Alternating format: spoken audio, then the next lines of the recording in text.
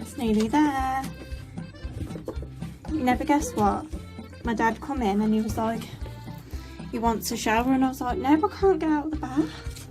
I've got sterilised feet and sterilised things if I'm going to do that.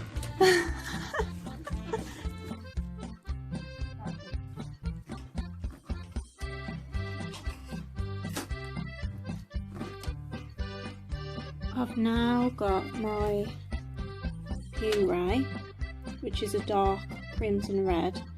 I don't know whether it translates there. That's the waist, and that's the bucket that was full up to the top virtually. So I'm really happy. I'm going to make my fruit leather next. Right, yeah, it's doing.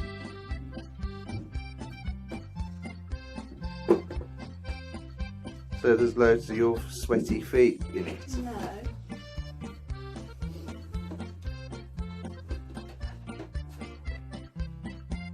Come and have a look what's in here.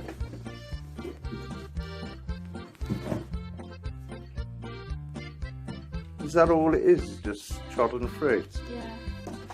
You sure you don't have to add anything else? No, you don't have to. Okay, Don't you need gelatine in there? No. Stop filming that.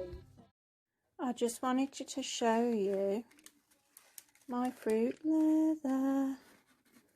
I can't really show you properly because I'm trying to record at the same time, but I'm really happy with it.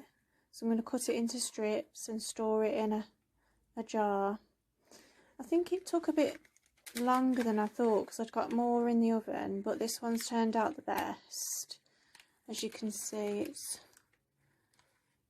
it's nicely dehydrated. So I'm going to keep trying with the method that I've been using and look up a few more things about it. But I'm looking forward to preserving more fruit and using fruit that I find in the wild.